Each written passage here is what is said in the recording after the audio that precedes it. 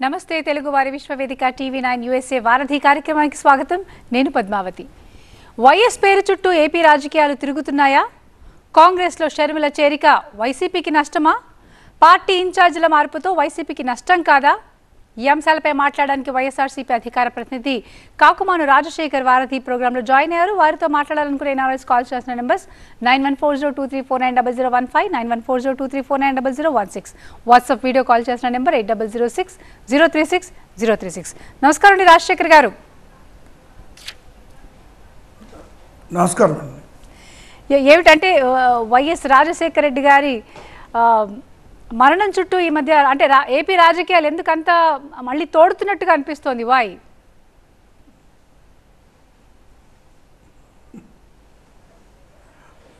AP రాజకీయాలు రాజశేఖర రెడ్డి గారి చుట్టూ మళ్ళీ రావడం అనేటువంటిది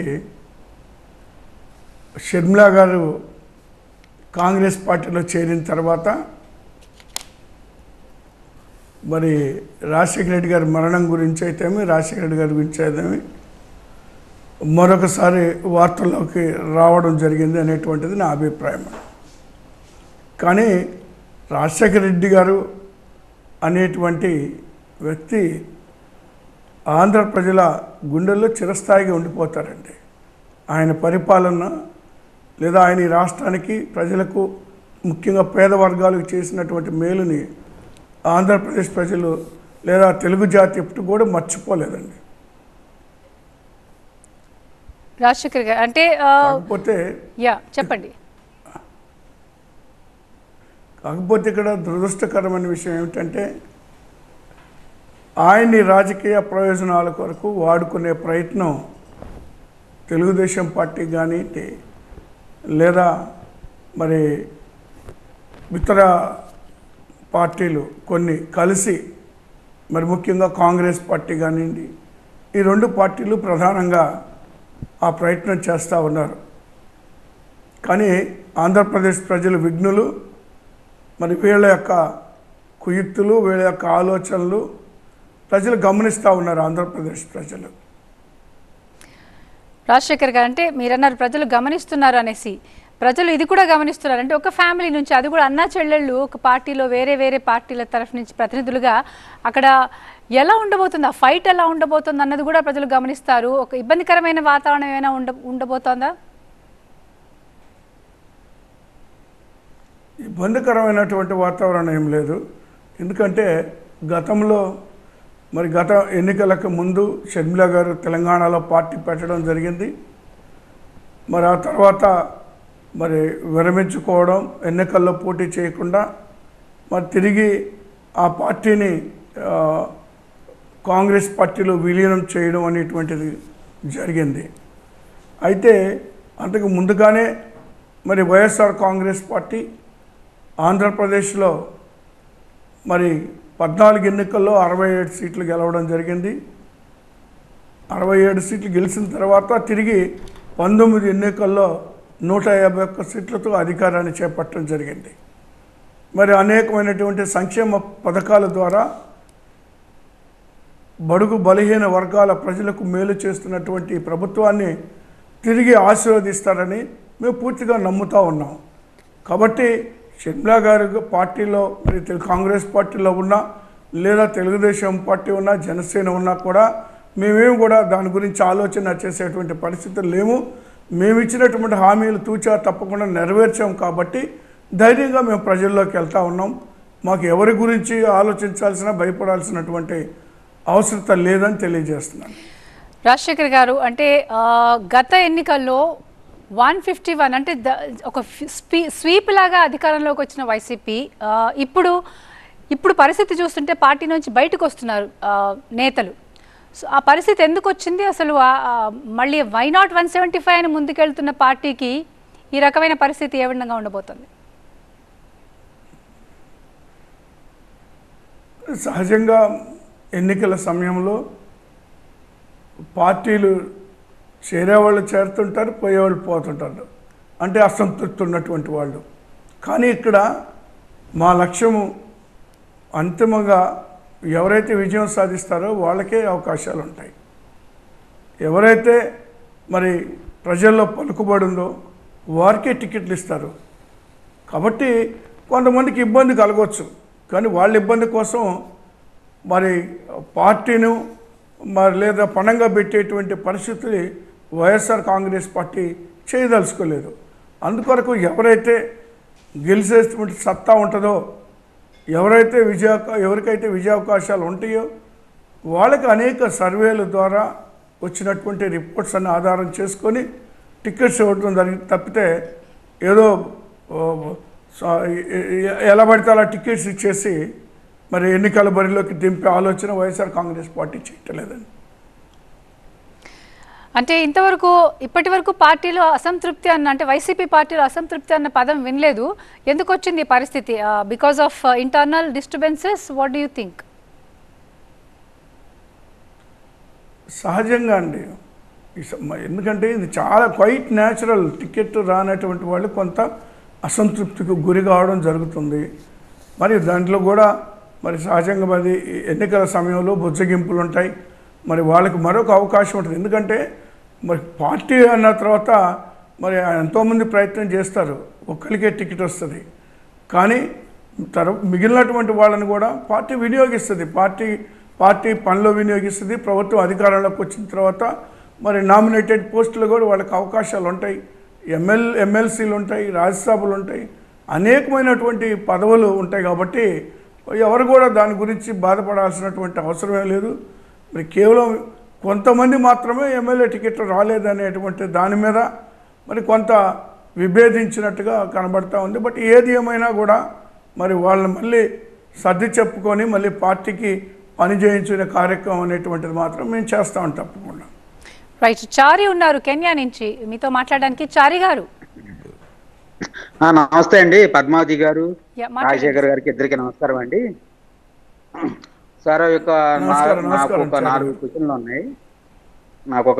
ఉన్నాయి. ఆయనటికి మీరు సమాధానం చెప్పాలి సార్.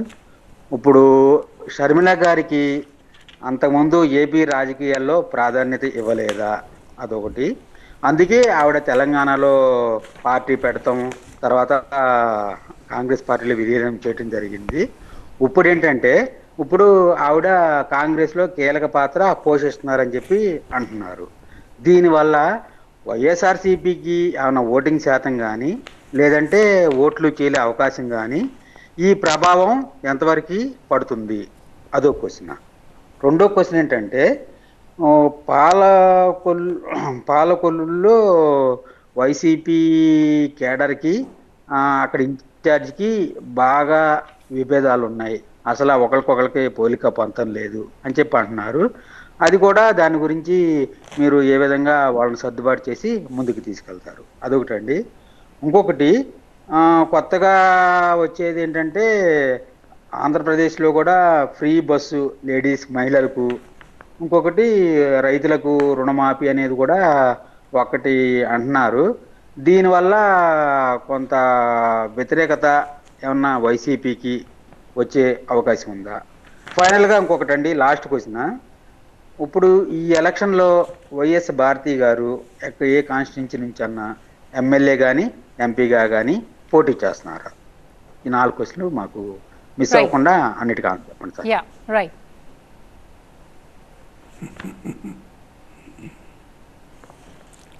ముందుగా వీరు అడిగినటువంటి ప్రశ్నలో షర్మిల గారు ఏపీ రాజకీయాల్లో సంబంధించి ప్రాధాన్యత ఇవ్వలేదా అన్నారు. షర్మిల గారికి ప్రాధాన్యత లేకపోవటం లేదు. కానీ షర్మిల గారు మరి రాజశేఖర రెడ్డి గారు లెగసీని మరి అది పోనీయకుండా తెలంగాణలో కూడా పార్టీ పెట్టి మరి వారు అధికారాన్ని చేపట్టాలనేటువంటి ఆలోచనతోటి రాజకీయం సహజంగా ఎవరైనా రాజకీయ మనుగడ కోరుకుంటారు, రాజకీయంగా ఎదగాలని కోరుకుంటారు. అందులో భాగంగానే వారు తెలంగాణలో పోటీ చేయడం జరిగింది. తెలంగాణలో పోటీ చేయాలని పార్టీ పెట్టడం జరిగింది.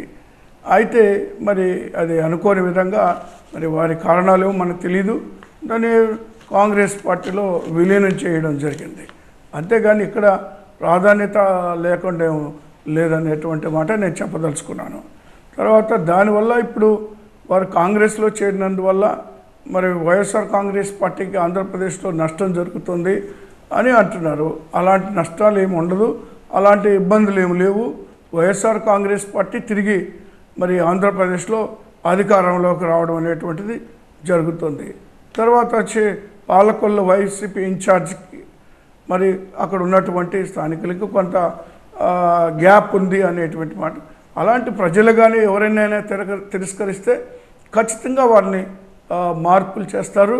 కాబట్టి అందులో ఇబ్బంది ఏం లేదు. ఎవరైతే గెలుస్తారో ప్రజల్లో ఎవరికైతే పలుకుబడిందో వారినే మరి వారికే మరి పార్టీ బీఫామ్ ఇవ్వడం జరుగుతుందండి. తర్వాత ఈ ఫ్రీ బస్సు మహిళలకి అనేటువంటి దాని మీద మరి వాళ్ళ నినాదం, కాంగ్రెస్ పార్టీ నినాదం అది మరి కర్ణాటకలో అలాగే పెట్టారు, లేదా తెలంగాణలో అలాగే పెట్టారు. కాంగ్రెస్లో మరి ఏపీలో కూడా కాంగ్రెస్ పార్టీ అలాగే పెడతామని ఫ్రీ బస్ అనేటువంటిది మాట చెప్తా ఉన్నారు. బట్ ఏదైనా సరే మరి వాళ్ళ మేనిఫెస్టోలో వాళ్ళు ఏం పెడతారో అనేటువంటిది పెట్టుకొని మాకేం అభ్యంతరం లేదు. మరి మాకు కూడా దానికి ధీటుగా మా మేనిఫెస్టో ఉంటుంది కాబట్టి మాకేమి ఇబ్బంది లేదు. ఇప్పటికే గతంలో ఇచ్చినటువంటి హామీలు మేము నెరవేర్చాం కాబట్టి మాకేం ఇబ్బంది లేదు. ఎందుకంటే అసలు ఈ కాంగ్రెస్ పార్టీయే ఈ రాష్ట్రానికి తీరని ద్రోహం చేసినటువంటి పరిస్థితులు ఉన్నాయి. అడ్డగోలుగా విడగొట్టడమే కాకుండా ప్రత్యేక హోదా ఇవ్వకుండా, నిధులు కేటాయించకుండా మరి అడ్డగోలుగా విడగొట్టేసి రాష్ట్రాన్ని మరి సర్వనాశనం చేసినటువంటి పరిస్థితుల్లో మరి కాంగ్రెస్ పార్టీ ఉంది. కాబట్టి ఆ కాంగ్రెస్ పార్టీని మరి తిరస్కరించడం జరిగింది. ఇక్కడ 14 ఎన్నికలు కానీ 19 ఎన్నికలు కానీ కనీసం కాంగ్రెస్ అభ్యర్థులకి నోటాకు వచ్చినటువంటి ఓట్లు కూడా రానటువంటి దుస్థితి ఆంధ్రప్రదేశ్లో ఏర్పడింది. కాబట్టి మరి దానివల్ల మాకేదో నష్టం జరుగుతుంది అనేటువంటి మాట వాస్తవం కాదు. ఆ తర్వాత భారతి గారు పోటీ చేస్తున్నారా ఎక్కడి నుంచైనా అసెంబ్లీకి కానీ పార్లమెంట్ కానీ అన్నారు. మరి ఆ ఆలోచన ఇప్పటివరకు ఆ పార్టీ చేయలేదు. మరి అలాంటిది ఏదైనా ఉంటే ఖచ్చితంగా మీకు తెలియజేస్తాం. ఇప్పటికైతే ఆ ఆలోచన లేదు అని తెలియజేస్తాను. Okay, right. రాజశేఖర్ గారు మీతో మాట్లాడడానికి బోస్టన్ నుంచి కాలర్ ఉన్నారు. హలో. నమస్తే madam, thank you for the opportunity. Sir Kakumanu Rajasekhar గారు, నేను ఐజక్ నండి విక్ట్రాల్ బ్రదర్ని. బాగున్నారు సార్? గుడివాడ. ఎవరండి? గుడివాడ విక్ట్రాల్ బ్రదర్ని సార్, విక్ట్రాల్ అన్నయ్యని. ఐజక్. బాగున్నారా? బాగున్నాను సార్, బాగున్నాను. Thank you sir. నాకు 2 క్వశ్చన్స్ సార్. ఒకటి ఏంటంటే రైట్, ఈ యూత్ గురించి ఫోకస్ చాలా బాగుంది, స్పోర్ట్స్ ఈవెంట్స్ అన్ని. తర్వాత ఇంకోటి ఏంటంటే మనకి ఎకో సిస్టమ్ ఉంటుంది కదా సార్ గవర్నమెంట్ లో. మన ఎకో సిస్టమ్ లో ఒక్కొక్కసారి ఈ వెల్ఫేర్ యాక్టివిటీస్ వల్ల కొంత లేబర్ కానీ ఇట్లా కొన్ని రిసోర్సెస్ ఆటోమేషన్ అంత తక్కువ ఉంది సార్. మనకి కన్స్ట్రక్షన్ ఫీల్డ్ లో ఎస్పెషల్లీ చాలా సఫర్ అవుతున్నారు కొంతమంది. అంటే మనకి రిసోర్సెస్ అంత క్విక్గా దొరకట్లేదు. దాని గురించి మీ ఒపీనియన్ ఏంటి సార్? ఏం చెప్పాలనుకుంటున్నారు? సెకండ్ది కొద్దిగా వాయిస్ బ్రేక్ అవుతుందండి, సరిగా వినపట్టలేదు నాకు. సో ఏంటంటే ఎకో సిస్టమ్ లో వెల్ఫేర్ జరుగుతున్నప్పుడు రీసౌండ్ వస్తుందండి. రిసోర్సెస్ హ్యూమన్ రిసోర్సెస్ తక్కువైపోతుంది సార్. దాని గురించి మీరు గవర్నమెంట్ లో ఏమైనా ఆలోచన ఉందా మీకు దాన్ని ఇంప్రూవ్ చేయడానికి? బేసిక్ గా రిసోర్సెస్ అనేది ఇంప్రూవ్ చేయడానికి. Okay, human resources you mean to say? Resource improve చేయడానికి. Basically labour I think. ఏమన్నారండి? కొద్దిగా అంటే హ్యూమన్ రిసోర్సెస్ కన్స్ట్రక్షన్ ఫీల్డ్లో కానీ అట్లా తక్కువైపోతున్నాయి. సో అవి డెవలప్ చేయడానికి లేకపోతే ఇంప్రూవ్ చేయడానికి ఏపీ గవర్నమెంట్ ఏమైనా ఆలోచిస్తోందా అని. అదే అంటే ఇప్పుడు ఇటీవల కాలంలో గ్లోబల్ బిజినెస్ సమ్మిట్ అవి జరగడం జరిగింది. అదైతే అందులో దాదాపు 13 లక్షల కోట్ల రూపాయలు పెట్టుబడులు పెట్టడానికి అనేక కంపెనీలు వచ్చినాయండి. సో వాటి ద్వారా ఎంప్లాయ్మెంట్ క్రియేట్ అవుతుంది. ఎందుకంటే ఇప్పుడు ఇటీవలనే అవన్నీ కూడా గ్రౌండ్ అవుతూ ఉన్నాయి.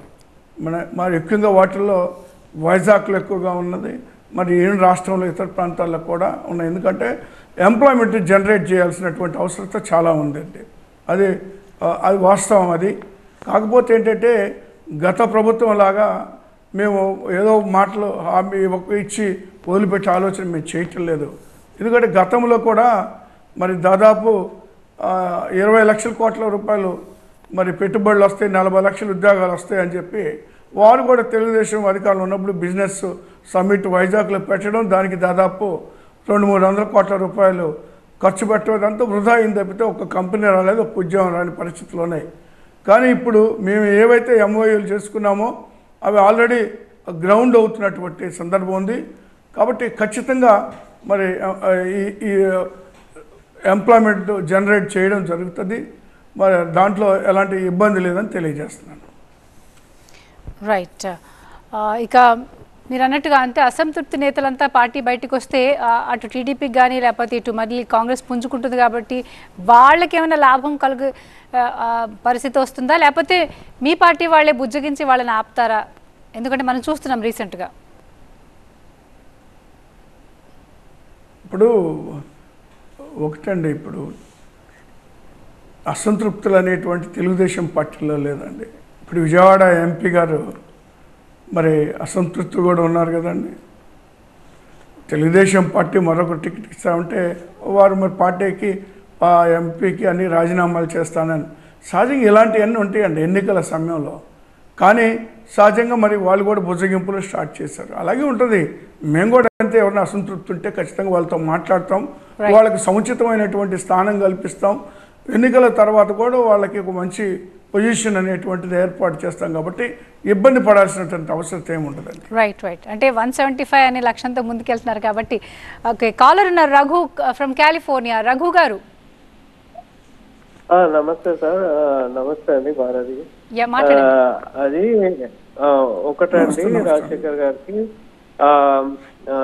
ఏం లేదండి. ఇప్పుడు 3 రాజధానులు అన్నారు కదా, అయితే 3 రాజధానులు ఈజ్ గుడ్ కాన్సెప్ట్. కానీ మీరేంటంటే ఇప్పుడు సచివాలయం కూడా అంటే ఆ పరిపాలనా రాజధాని కూడా సగం అమరావతిలో సగము వైజాగ్ లో పెడితే I think the disputes will be less అన్నమాట. అంటే కొంచెం ప్రాబ్లమ్స్ తక్కువ వస్తుండొచ్చు. అదొకటి ఆలోచించాలండి. తర్వాత ఏంటంటే నెక్స్ట్ ఇప్పుడు టీడీపీ జనసేన అంటున్నారు. అయితే మీరు చాలా అంటే అగ్రెసివ్ గా ఉండాలండి. అంటే ఇప్పుడు ఆ పవన్ కళ్యాణ్ ఏం మాట్లాడుతాడో ఆయనకే అర్థం కాదు. సో మీరు గెలవాలంటే ఇంకా అగ్రెసివ్ గా క్యాంపెయిన్ చేసి అంటే కొంచెము ప్రజలకి ఇంకా చేరువుగా అయితే మంచిగా ఉంటుందని నా అభిప్రాయము. మళ్ళీ జగన్మోహన్ రెడ్డి సీఎం కావాలని మేము కోరుకుంటున్నాము. రైట్. థ్యాంక్ యూ రఘు గారు. మీరు ఖచ్చితంగా అంటే ఇప్పుడు మీరు చెప్పినటువంటి వాటిలో ఇప్పుడు సచివాలయానికి సంబంధించి కూడా అంటే మేము 3 రాజధానులు అనేటువంటి కాన్సెప్ట్ తోటి 3 ప్రాంతాలు కూడా అభివృద్ధి చెందాలనేటువంటి కాన్సెప్ట్ తోటి మేము పనిచేస్తూ ఉన్నాం. ఇప్పుడు అటు తెలంగాణ కానివ్వండి, లేదా మరి కోస్తా కానివ్వండి, ఉత్తరాంధ్ర కానివ్వండి. కానీ వాళ్ళు అలా కాకుండా గతంలో ఉన్న ప్రభుత్వం కేవలం 29 గ్రామాలకే పరిమితం అయ్యి అమరావతి రాజధాని ప్రాంతం మాత్రం అభివృద్ధి చెందాలనేటువంటి కార్యక్రమంతో వాళ్ళు ఉన్నారు. మేము ఆలోచన చేయడం లేదు. మరి 29 గ్రామాలు కాదు, రాష్ట్రంలో ఉన్నటువంటి అన్ని ప్రాంతాలు కూడా అభివృద్ధి చెందాలనేటువంటిది అనేది మా యొక్క ఆలోచన. అందుకొరకే మరి 3 రాజధానులు అనేటువంటి మాట మేము తీసుకురావడం జరిగింది. తర్వాత అగ్రెసివ్గా మేము పనిచేయాలన్నారు, సంతోషం. ఖచ్చితంగా అగ్రెసివ్గా పనిచేస్తాం. కానీ మేము ఆల్రెడీ ఎన్నికలకు ఎప్పుడో ముందుగానే ప్రజల్లోకి వెళ్ళడం జరిగింది. ప్రజల్లో మేము ఏమైతే ఈ 5 సంవత్సరాల్లో పనిచేసామో, ఏదైతే ప్రజలకు మేలు అందించామో అది డోర్ టు డోర్ వెళ్ళడం జరిగింది. మరి మా స్థానిక నాయకులు అయితేమి, ఎమ్మెల్యేలు అయితేమి మరి ప్రతి గడప తొక్కినటువంటి పరిస్థితులు ఉన్నాయి.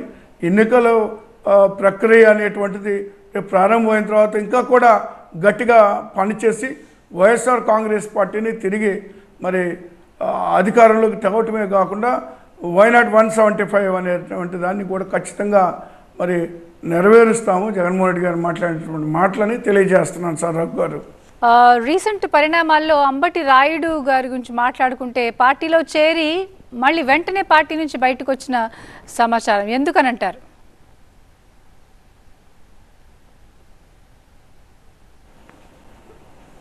అది యాక్చువల్గా మళ్ళీ నేను అంటే మొదటి ట్వీట్లో ఇట్లా రాజీనామా చేస్తున్నట్టుగా విన్నామండి.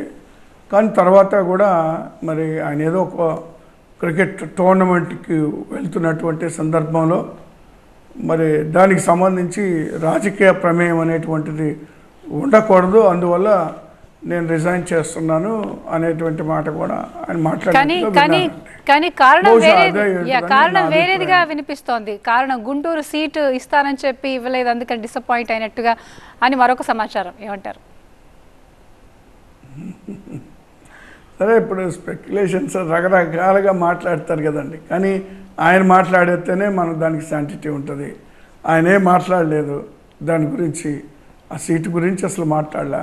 కానీ పార్టీ ఖచ్చితంగా ఆయన మళ్ళీ వచ్చిన తర్వాత ఆయన కొనసాగితే ఆయన సముచితమైన స్థానం ఉంటుందండి, అందులో ఇబ్బంది ఏం లేదు. కానీ దీని గురించి ఇంకా ఎవరు ఇష్టం వచ్చినట్టుగా వాళ్ళు అనుకుంటా ఉన్నారు, బట్ వాస్తవం మాత్రం అది కాదు అనేటువంటిది నా అభిప్రాయం. సముచిత స్థానం అని మీరు కన్వే చేస్తున్నారో, అసలు పార్టీ కన్వే చేసిందో లేదో. సరే, షర్మిల గారి నుంచి మాట్లాడుకుంటే, అంటే ముందే కనుక ఒక కైండ్ ఆఫ్ రాయభారం, ఎందుకంటే పాలిటిక్స్లో no one is friend and no one is enemy అని అంటారు కదా. సో ఒక రకంగా అన్నా చెల్లెలు కలిస్తే ఇంకా అసలు ఏపీలో వైసీపీ చాలా బలంగా తయారయ్యేది కదా. ఆ ప్రయత్నం చేయలేదా? ఆ ఆలోచన రాలేదా ఇంటర్నల్గా? అంటే ఇవన్నీ చకాచక అలా జరిగిపోయినాయండి. వారు పార్టీ పెట్టడం, కాంగ్రెస్ పార్టీ వాళ్ళు కన్సల్ట్ చేయడం, వాళ్ళతో మాట్లాడటం, అనేకమైనటువంటి చర్చల తర్వాత మరి ఒక్కసారిగా పార్టీని విలీనం చేయడం, మళ్ళీ తిరిగి వెంటనే మరి ఢిల్లీ వెళ్ళి వారి పార్టీలో చేరడం, అవన్నీ కానీ వ్యక్తిగతంగా వారు తీసుకున్నటువంటి నిర్ణయం, దాన్ని ఎవరు తప్పు పట్టడానికి లేదు. ఇప్పుడు రాజకీయంగా అందరూ ఒక్కచోటే ఒకే పార్టీలో ఒకటే చేయాలని ఏం లేదు. రాజకీయాల్లో ఎవరైనా సరే వాళ్ళ సొంత ఆలోచన విధానానికి ఒక సొంత అజెండా ఉంటాయి కదా, సహజంగా ఆలోచనలు ఉంటాయి కదండి, వాళ్ళ ఇష్టం అలా పోతారు. అంతేగాని దాని గురించి పెద్దగా మాట్లాడడానికి ఏముంటుందండి అది. అంటే ఇప్పుడు ప్రచారంలో కానీ ఎక్కడైనా స్పీచ్ల్లో కానీ విమర్శలు టీడీపీ పైన అలాగే జనసేన పైన వైసీపీకి సంబంధించి జగన్ గారు కానీ లేకపోతే ఇతర నేతలు కానీ బాగా విమర్శలు చేస్తారు, స్ట్రైట్గా అండ్ వెరీ అగ్రెసివ్గా. ఒకవేళ కాంగ్రెస్ ప్రచారం మొదలు పెడితే విమర్శలు ఇలాగే ఉంటాయా, లేకపోతే షర్మిలను చూసి కాస్త తగ్గుముఖం పడతాయా? ఏ విధంగా ఉండబోతాయి? అలాంటిదే ఉండదండి. ఏ విమర్శ వచ్చినా దానికి ధీటుగా సమాధానం చెప్పడానికి మేము సిద్ధంగా ఉన్నాం.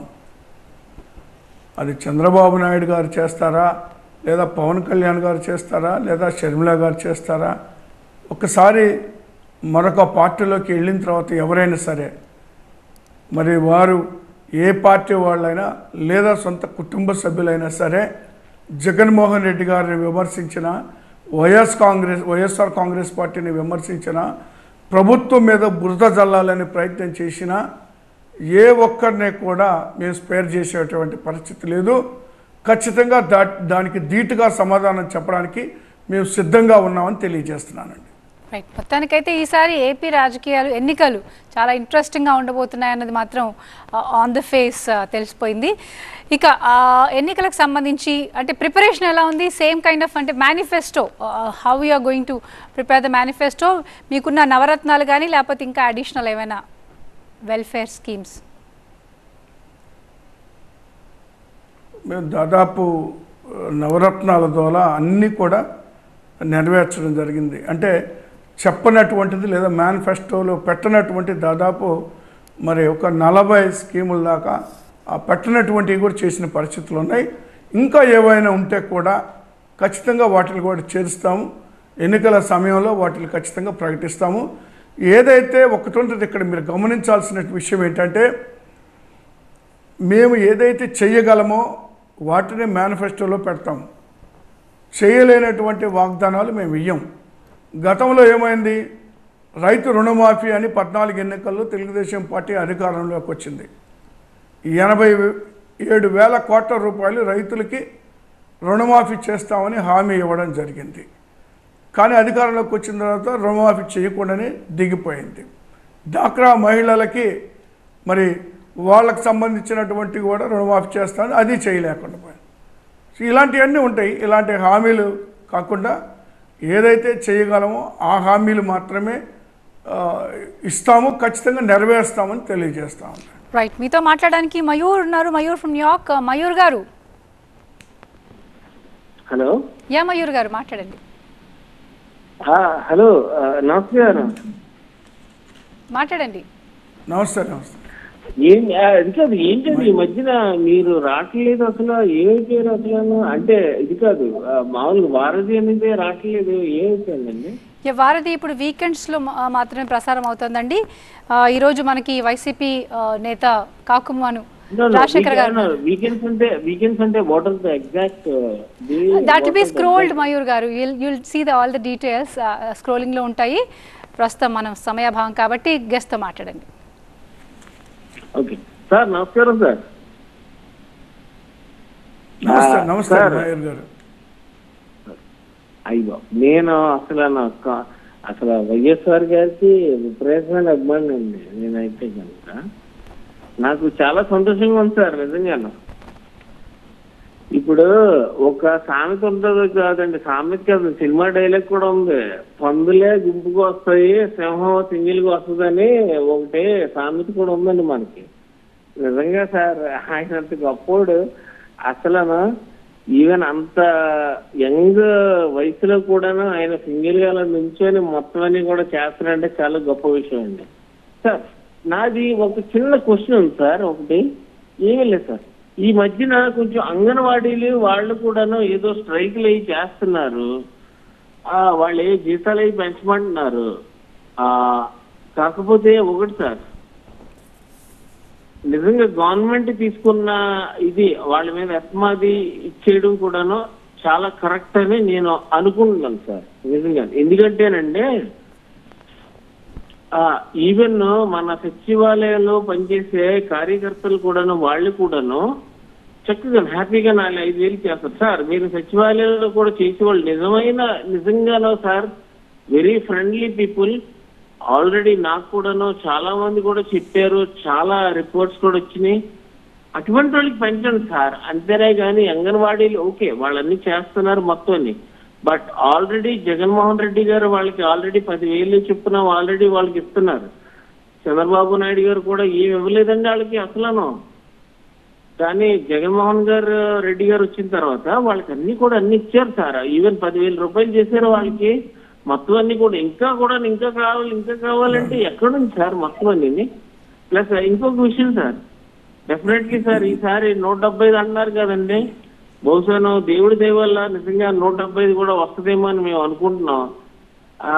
కానీ ఇంకోటి సార్, ముఖ్య విషయం ఏంటంటే, ఈ బీజేపీ తర్వాత వీళ్ళందరూ కూడా వచ్చేసి ఏదో సామూహికంగాను మొత్తం అందరూ పడిపోతున్నారు అది ఇది అని అంటున్నారు.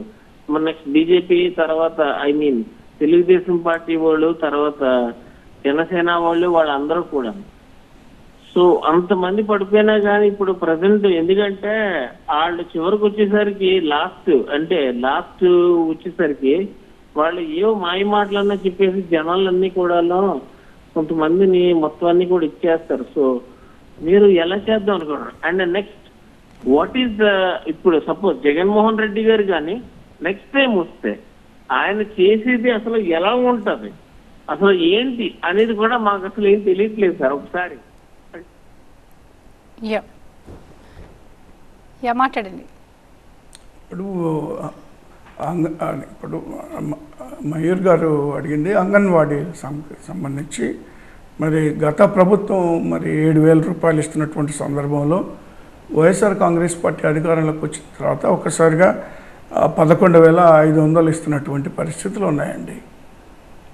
అంటే జీతాలు అనేటువంటిది దశల వారీగా పెంచుతారు, కానీ ఒక్కసారిగా అంత జీతం పెంచిన తర్వాత కొంత సమయం కావాల్సి వస్తుంది. దానికి కొంత సమయం వచ్చిన తర్వాత మళ్ళీ పెంచేటువంటి అవకాశాలు ఉంటాయి.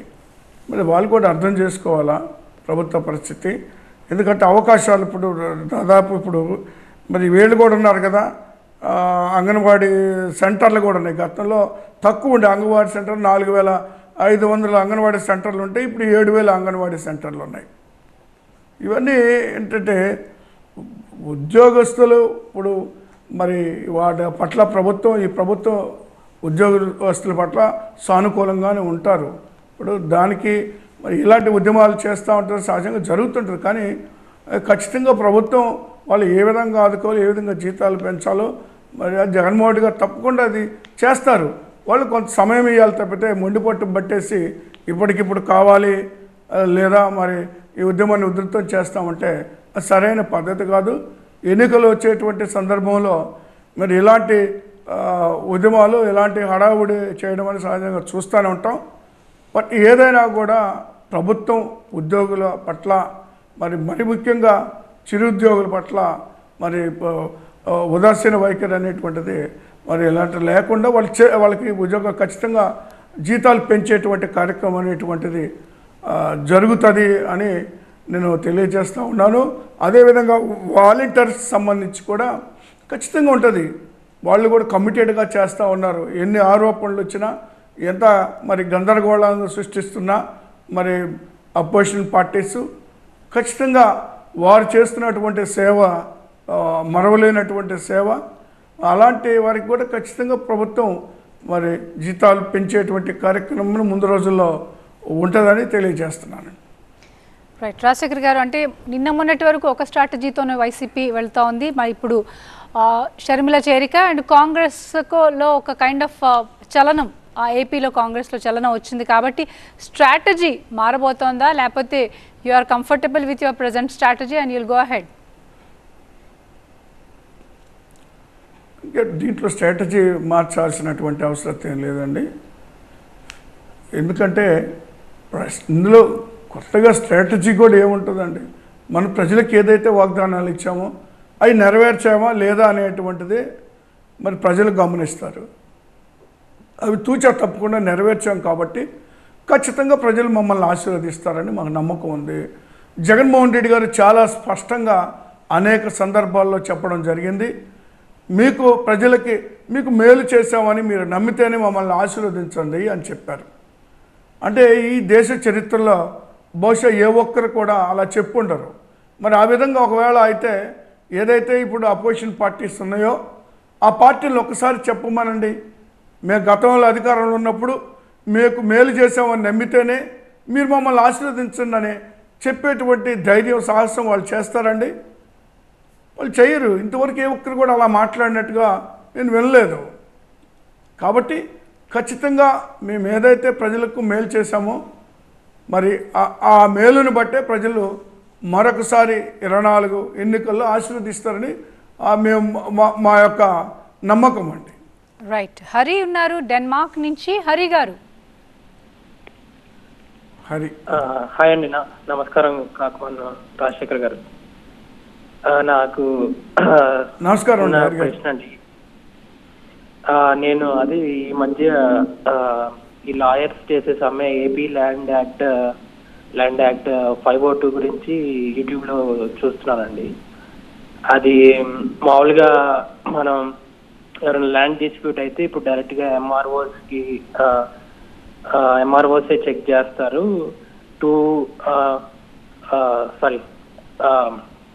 ఆ 2 years లో కనుక మనం క్లెయిమ్ చేసుకోకపోతే ఆ ల్యాండ్ కి వాళ్ళకి వర్తిస్తుంది అని చెప్తున్నారు. సో ఆ ల్యాండ్ టైటిలింగ్ యాక్ట్ ఇప్పుడు ఏదో కోర్టులో ఉందని విన్నానండి. సో దాని గురించి కొద్దిగా చెప్పగలరా? అంటే ఎన్ఆర్ఐలుగా మేము ఎక్కువ దాన్ని కొద్దిగా చూసుకుంటాం కదా మన ల్యాండ్స్ కానీ ఏమన్నా. సో అదొకటి అండి మొదటి ప్రశ్న. రెండో ప్రశ్న, మామూలుగా మనకి రాష్ట్ర అప్పు 6 లక్షల కోట్లు 4 లక్షల కోట్లు అని ఆర్బీఐ చెప్తుంది. కానీ మరి ప్రతిపక్షం ఎందుకు 10 లక్షల కోట్లు చెప్తుంది, 10 or 12 ఎంతో చెప్తున్నారు. బట్ ఏదో కార్పొరేషన్ అప్పులు అంటున్నారు. అసలు దీని మీద క్లారిటీ రావట్లేదండి. ఆ రెండింటికి సమాధానం చెప్తారా? థ్యాంక్స్ అండి.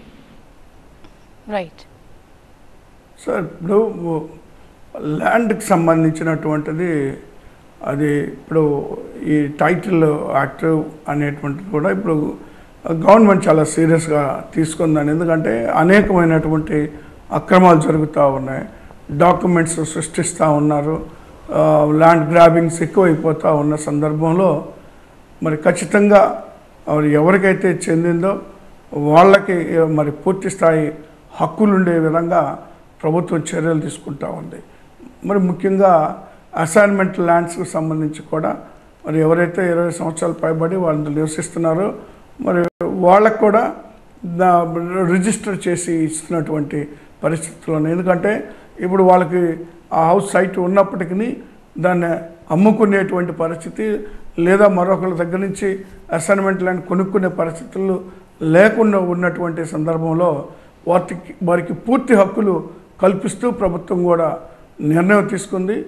కాబట్టి ఇలాంటి అక్రమాలని కొద్దిగా అరికట్టాలంటే మరి ఈ చట్టం అనేటువంటిది అవసరము అనేటువంటి ప్రభుత్వం భావించి ఆ నిర్ణయం తీసుకోవడం జరిగిందండి. రైట్. తర్వాత ఇంకోటి ప్రశ్న రాజశేఖర్ గారు, అంటే ఈ మధ్య ఇన్ఛార్జ్ల మార్పు కూడా పార్టీలో చోటు చేసుకుంది. అంటే దానివల్ల పార్టీకి ఏమైనా నష్టం కలిగే పరిస్థితి ఉందా, లేకపోతే ఒక కైండ్ ఆఫ్ ఇది కూడా స్ట్రాటజీలో భాగం అనుకోవచ్చా? ఇన్ఛార్జీల మార్పు వల్ల నష్టం పార్టీకి ఏముండదండి. పార్టీ మేలు కొరకు గెలిపే అంతిమంగా మేము ఆలోచన చేస్తున్నాం. గెలుపు అవకాశాలను బట్టి ఉంటాయి ఆ మార్పులు అనేటువంటిది. సరే, దానివల్ల కొంతమంది దూరం అవ్వచ్చు, కొంతమంది ఇబ్బంది పడవచ్చు. కానీ ఒకసారి కానీ ఆలోచన చేస్తే ప్రజల్లో పలుకుబడి లేనప్పుడు, ప్రజలు తిరస్కరిస్తున్నటువంటి సందర్భంలో అనివార్యంగా మార్చాల్సినటువంటి పరిస్థితులు ఉంటాయి. చిన్న చిన్న ఇబ్బందులు ఏమైనా ఉన్నా కూడా ఖచ్చితంగా మేము అవి సరి చేసుకుంటాం. మరి వాళ్ళతో మాట్లాడి వాళ్ళకు కూడా ఖచ్చితంగా మరి సముచితమైనటువంటి స్థానం మరి పార్టీ వైఎస్ జగన్మోహన్ రెడ్డి గారు కల్పిస్తారనేటువంటి మాట నేను చెప్పదలుచుకున్నానండి. పార్టీ అనుసరిస్తున్నంటే డోర్ టు డోర్ స్టిక్కర్స్ అన్న దాని మీద కూడా కొంచెం విమర్శ.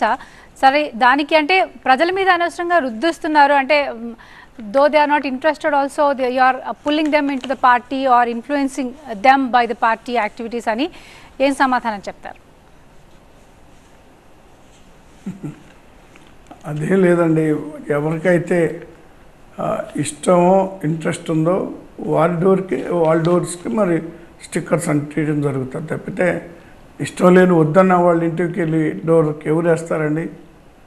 అది సహజంగా వచ్చేటువంటి ఆరోపణలో భాగమే తప్పితే బలవంతాన ఏ కార్యక్రమం అనేటువంటిది కూడా ఉండదు. ఖచ్చితంగా ఇప్పుడు మేము డోర్ టు డోర్ సహాయం చేస్తున్నటువంటి ప్రభుత్వం పేదలకి. అలాంటి పరిస్థితుల్లో ఇలాంటి చిన్న చిన్న అయినటువంటి విమర్శలు అనేటువంటిది మా మీద రావడం సహజమే. వాటిని పట్టించుకోవాల్సిన అవసరం కూడా లేదు. రైట్. ఇంకోటి అంటే 3 రాజధానుల విషయం ఇంకా నానుస్తున్నదంటే there is no clarity yet still now. So ఎన్నికలేమో దగ్గర పడుతున్నాయి. మరి ఏ విధంగా ప్రజల్ని కన్విన్స్ చేయబోతున్నారు ఈ విషయంలో? ఖచ్చితంగా అండి. ఇప్పుడు మాకు ఒక క్లారిటీ ఉందండి. 3 ప్రాంతాలు అభివృద్ధి చెందాలన్నదే మా ఆలోచన. 3 ప్రాంతాలు అభివృద్ధి చెందాలంటే 3 ప్రాంతాల్లో ఒక ప్రాధాన్యత కల్పించాల్సిన అవసరం ఉంది. ఆ ప్రాధాన్యతే రాజధానులు అనేటువంటి అంశం. ఎప్పుడైతే 3 ప్రాంతాల్లో రాజధానులు వస్తాయో 3 ప్రాంతాల్లో మరి అభివృద్ధి చేయడానికి అవకాశాలు ఉంటాయి. కాబట్టి వారి యొక్క ఆలోచన, అవతల తెలుగుదేశం పార్టీ వాళ్ళ యొక్క ఆలోచన అమరావతి ఒకటి ఉండాలనుకుంటున్నారు. మేము మాత్రం చాలా ముందు నుంచే చెప్తున్నా, కొత్తగా ఈరోజు ఏదో మాట్లాడుతున్నటువంటి విషయం కాదు ఇది. ఖచ్చితంగా 3 ప్రాంతాల అభివృద్ధి చెందాలన్నదే మా యొక్క విధానం అని తెలియజేస్తానండి. రైట్. ఇక కాంగ్రెస్ పార్టీ తెలంగాణలో ఒక వ్యూహంతో, ఒక మార్పు అనే నినాదంతో అధికారంలోకి వచ్చింది. మీరు చూస్తున్నారు. అలాంటి నినాదమే ఏపీలో కూడా వాళ్ళు they are going to apply that. So మార్పు అన్నదానికి మరి మీరు ఏమైనా జంకుతున్నారా? How you are going to face it?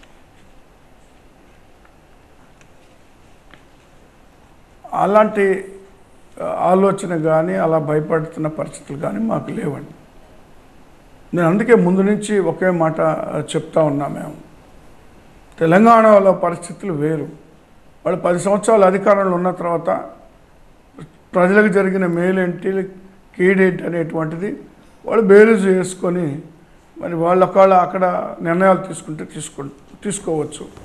కానీ ఇక్కడ అది కాదు కదండి.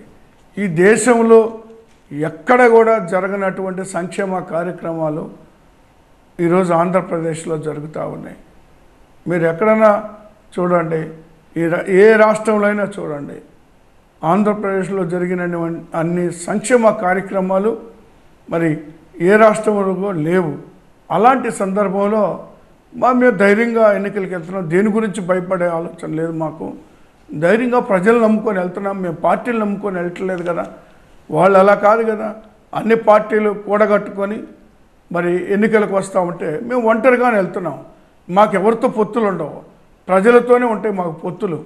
వాళ్ళలాగా మరి అన్ని పార్టీలను కలుపుకొని మరి ఎన్నికలకు వచ్చేటువంటి ఆలోచన మేము చేయటం లేదు. ప్రజలు నమ్ముకున్నాం, ప్రజలు మమ్మల్ని తిరిగి అధికారంలోకి తీసుకొస్తారని విశ్వాసం మాకు పూర్తి స్థాయిలో ఉంది. కాబట్టి అదే ధైర్యంతో ఎన్నికలకి వెళ్తాం తప్పితే ఈ మిగిలిన విషయాల గురించి మేమేం ఆలోచన చేయటం లేదండి. రైట్.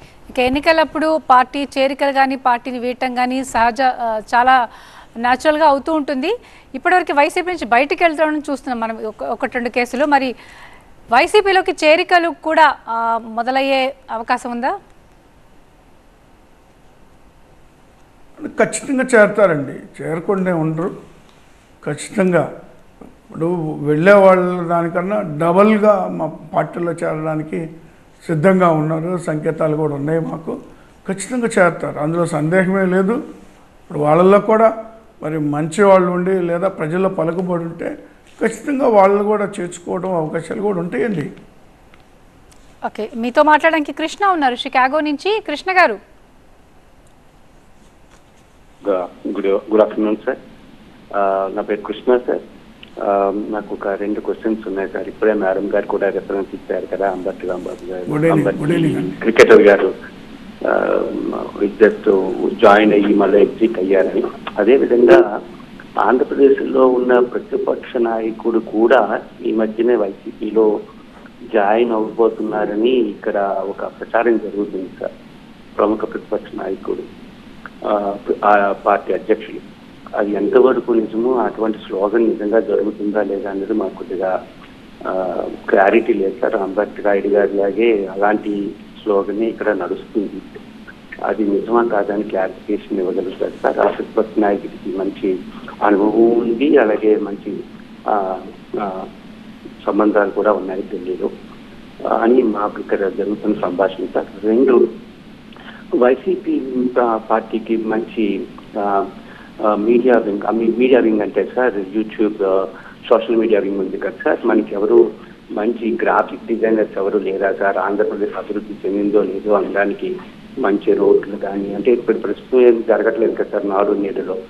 సో ఏమి జరుగుతుంది అంటే నాడు నేడు ఉన్న వీడియోస్ని ఏమైనా ప్రొజెక్ట్ చేసి యూట్యూబ్లో మీరు ఏమైనా సోషల్ మీడియాలో మీరు ఏమైనా ప్రస్తుతం ఇప్పుడున్న స్కూల్స్ ఏ విధంగా ఉన్నాయి, గత 10 సంవత్సరాల క్రితం స్కూల్స్ ఎలా ఉన్నాయి, లేదా ప్రతి గ్రామంలో కట్టిన బిల్డింగ్స్ కానీ, కొత్తగా కన్స్ట్రక్ట్ చేసిన గ్రామ సచివాలయం బిల్డింగ్స్ కానీ, హాస్పిటల్స్లో రీస్ట్రక్చర్స్ కానీ, ఇవన్నీ మనము అంతకుముందు అంత గ్రాఫిక్ వర్క్ చేయకపోయినా బేసిక్ ఉన్న ఫ్యాక్ట్స్ అయినా మీరు ప్రొజెక్ట్ చేయగలిగే ప్రణాళిక ఏదైనా వైసీపీ పార్టీలో ఉందా అన్న దాని గురించి ఏమైనా సమాధానం చెప్పగలుగుతారు సార్? Thank you sir.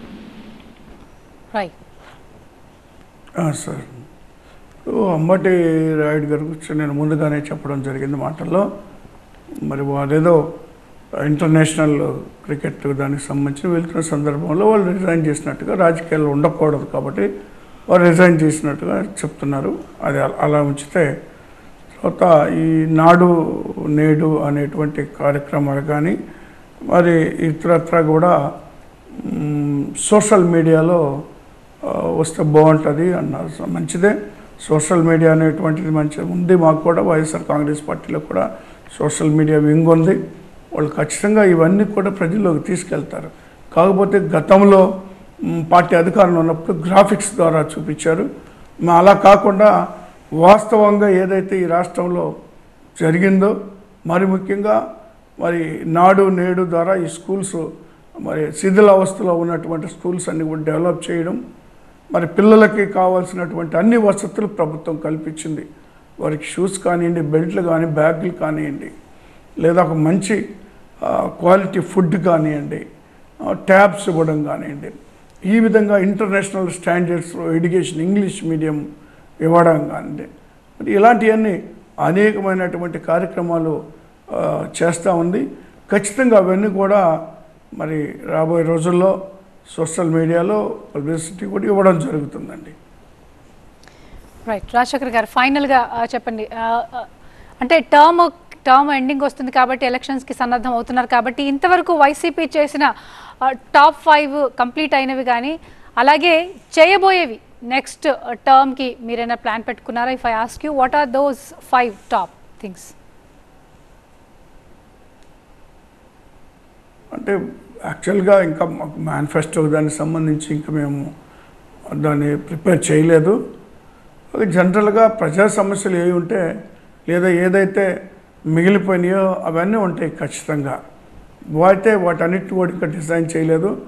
ఎన్నికలకి ముందు ఏదైతే మేనిఫెస్టో ఇస్తామో ఆ మేనిఫెస్టోలో కూడా అవన్నీ వస్తాయి. దానికి కూడా కొద్దిగా సమయం పడుతుంది. ఆ పూర్తి వివరాలు త్వరలో వెల్లడిస్తామండి మేము. అయితే గతంలో ఇచ్చినటువంటి మేనిఫెస్టో ఏదైతే ఉందో అది తూచే తప్పకుండా నెరవేర్చాం.